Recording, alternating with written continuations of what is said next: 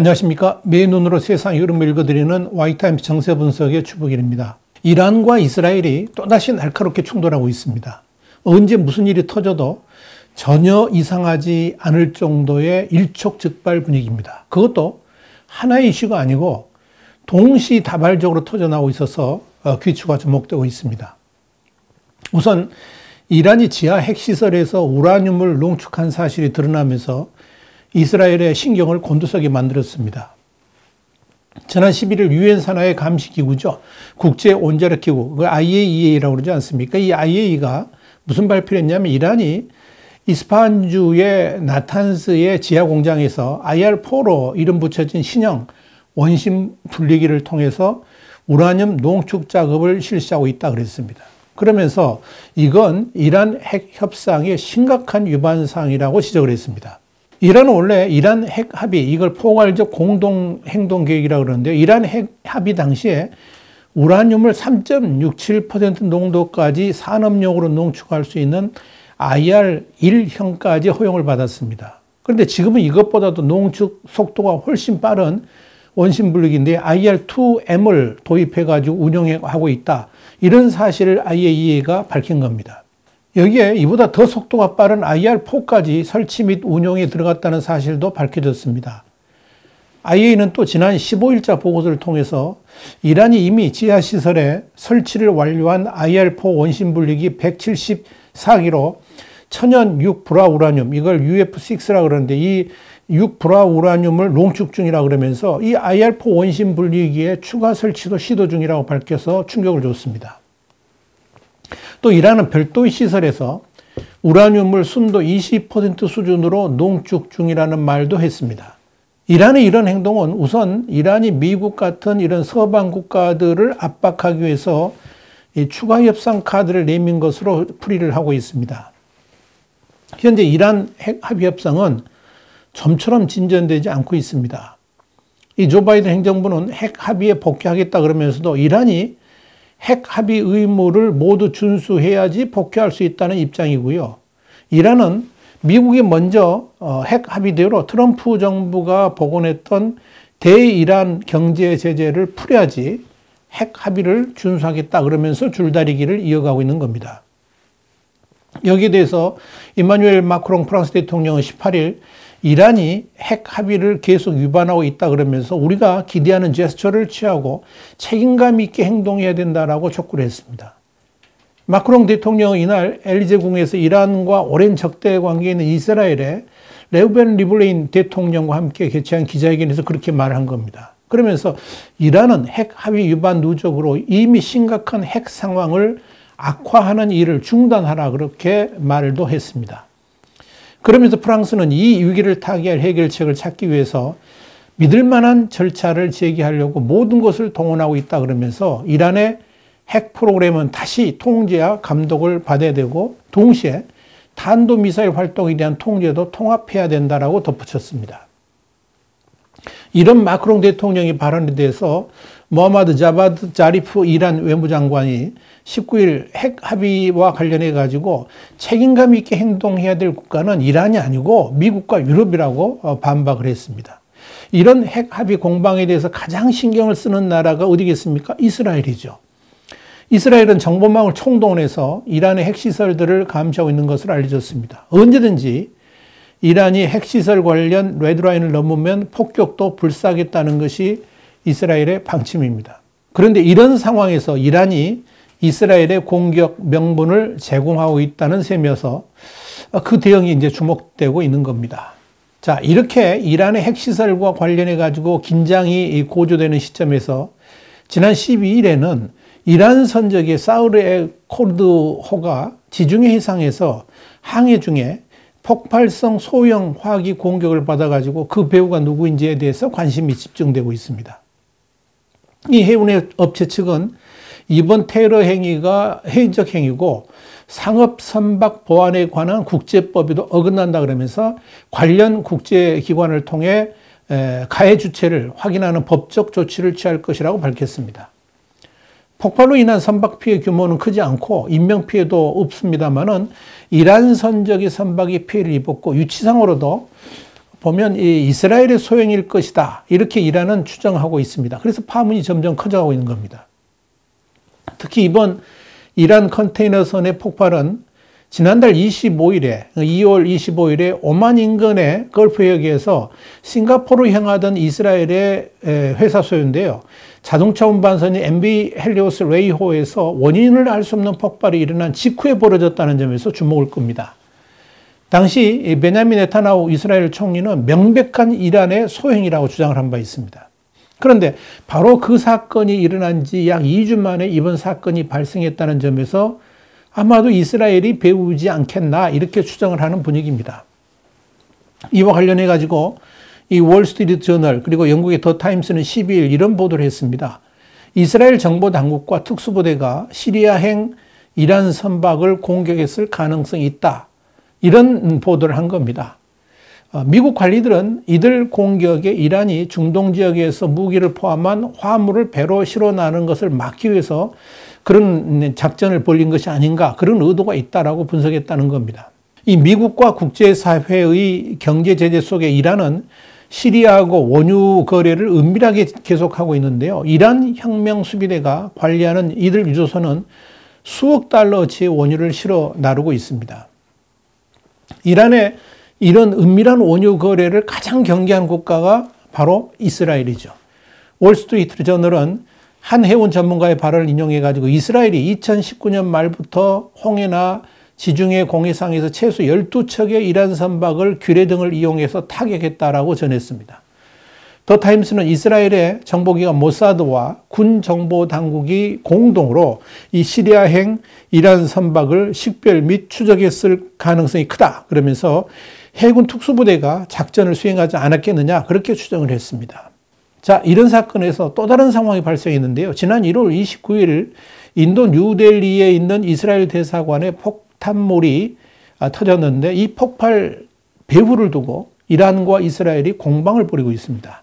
지난 9일 이란 관영 IRNA 통신하고 이스라엘 영자 매체인 타임스 오브 이스라엘에 따르면 인도의 이스라엘 대사관 폭발 당시 현장에서 론 말카 주 인도 이스라엘 대사를 테러리스트이자 테러 국가에서 온 악마로 규정하는 편지가 발견됐습니다. 자, 그런데 여기에 카셈 술레이만의 이란 혁명수비대, 이스라엘에 의해서 사망했죠. 이 쿠두스군 사령관, 그리고 이란 핵과학자 모센 파크리자데의 죽음에 대한 복수를 맹세하는 내용이 담겨 있어가지고 문제가 된 겁니다.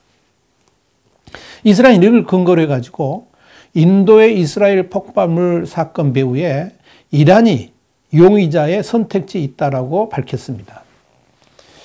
여기에다가 또 다른 사건이 있었는데요. 이란을 출발한 리비아 깃발을 단 해적선이 엄청난 양의 기름 유출을 하면서 이스라엘 지중해 연안 전역을 따라서 끈적끈적한 타로 수톤이 흘러내렸고요. 가자 지구와 이스라엘의 국경에서 레바논까지 160km의 해변이 까맣게 물들인 사건이 벌어졌습니다. 심지어 기름을 뒤집어 쓴 바다 거북이가 발견됐고 고래 사체까지 떠밀려왔습니다. 여기에 대해서 길라 가물리의 이스라엘 환경보호장관은 트위터를 통해서 이란은 환경을 파괴하면서 테러리즘을 지원하고 있다 그렇게 말했습니다. 그러면서 기름 유출은 단순히 환경 범죄가 아니라 환경 테러라고 비판했습니다. 그러면서 이 가물리엘 장관은 기자들한테 그 선박은 이스라엘의 배타적 경제 수역, 그러니까 이지 안으로 들어와 가지고 의도적으로 물을 오염시켰다라고 말을 했습니다. 이스라엘은 지난달 발생했던 기름 유출을 최근 역사상 최악의 생태학적 재앙 중 하나라고 선포했습니다. 자원봉사자들이 해변을 청소하기 위해서 당국과 협력을 했고요. 환경보호부가 원인 조사에 착수를 했습니다. 자, 이렇게 이스라엘과 이란이 일촉즉발의 충돌 상황까지 흘러가니까 미국은 이란을 경고하는 의미에서 이 중동 지역에 B-50H 폭격기를 보내가지고 이란을 향한 무력 시위를 강행했습니다. 지난 7일 미 중부군 사령부는 B-52H 폭격기 2대가 중동 지역 상공을 비행했다라고 발표했습니다. 이번 비행은 올해 들어서만 4번째입니다. 그리고 조 바이든 대통령 취임 이후에 2번째입니다. 폭격기들은 이 사우디아라비아와 이스라엘, 카타르의 전투기하고 함께 나란히 비행하기도 했습니다.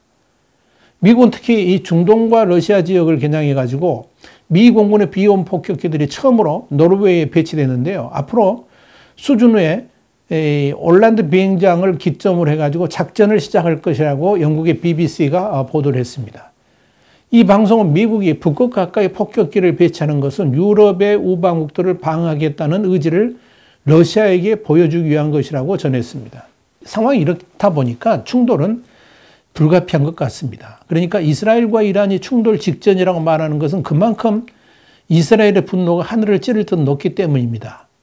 지난달 최악의 기름 유출 사건에 비해 이란이 있다고 지난 3일 이스라엘이 지목했는데 이 지난달 25일에 자국 화물선 폭발 사건까지 겹치면서 화가 머리끝까지 치밀어 오르는 상태입니다.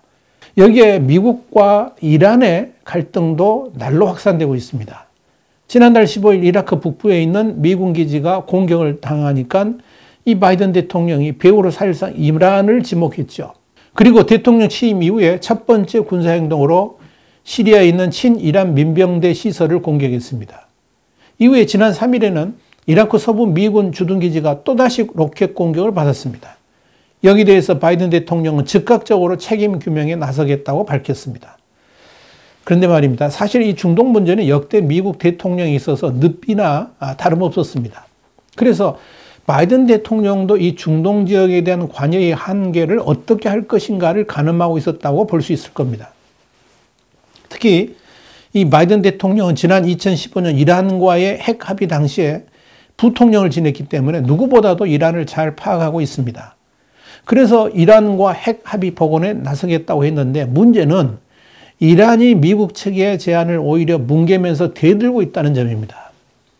이런 측면에서 이 바이든 행정부 들어서 2번씩이나 B-52 폭격기를 중동으로 보냈다는 것은 상당히 큰 의미가 있습니다.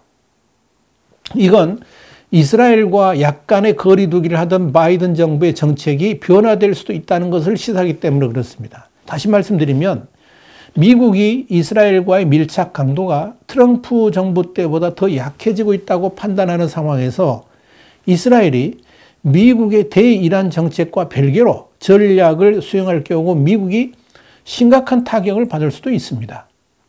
실제로 1월에 이 조 바이든 미국 행정부가 출범한 후에 이집트, 사우디아라비아, 아랍에미레이트 같은 이런 순위파 이슬람국들이 이스라엘하고 부쩍 밀착하는 모습이 뚜렷하게 보입니다. 전임 도널드 트럼프 행정부 때도 이런 움직임이 보였습니다만은 이 바이든 행정부 출범 후에 밀착 강도가 더 강해졌다 하는 게 중론입니다. 그런데 인권을 중시하는 바이든 행정부가 이스라엘의 팔레스타인 핍박, 수니파 이슬람 국가의 자국 내 반대파 탄압 등을 모두 문제 삼으면서 양쪽 모두에게 거리를 두려고 하니까 이스라엘과 수니파 이슬람 국가의 연대를 통해서 현 상황을 정면 돌파하려고 한다는 겁니다. 특히 바이든 행정부가 이란과의 핵 합의를 복원하겠다고 나선 것은 이스라엘의 분노를 일으켰고요. 이 수니파 이슬람 국가들에게도 큰 실망을 안겨줬습니다. 그러자 이스라엘과 아랍국들이 연대를 강화하면서 미국을 견제하고 있다는 의미입니다. 아랍국들은 이스라엘의 엄청난 정보망 그리고 모사드를 활용해가지고 자국 내의 반대파들을 견제하고 이 왕정 체제를 유지하겠다는 속내가 뚜렷하게 보입니다. 바레인이 대표적입니다. 그러니까 이스라엘과 아랍국들은 단순한 외교 차원의 밀착을 넘어가지고 군사적 유대까지 강화하려고 하고 있습니다. 이런 움직임에 미국도 움찔하고 당황을 하고 있는 겁니다. 그래서 이 바이든 정부의 대이란 정책이 다시 트럼프 정부 때로 되돌아갈 가능성도 제기가 되는 겁니다. 자칫하다간 미국이 중동 정책에서 배제되는 상황으로 흘러갈 수도 있기 때문에 그렇습니다. 그런 측면에서 이란을 향한 B-52 폭격기의 출동은 이스라엘과 아랍국 달래기용으로 보는 그런 분석도 있고요. 대이란 정책의 수정도 시사하고 있다. 이렇게 보면 될 겁니다. 자, 이렇기 때문에 이란에 대한 군사적 충돌이 시시각각으로 다가오고 있다. 이렇게 보는 겁니다. 자, 와이타임 정세 분석이었습니다. 다음 시간에 다시 뵙겠습니다. 감사합니다.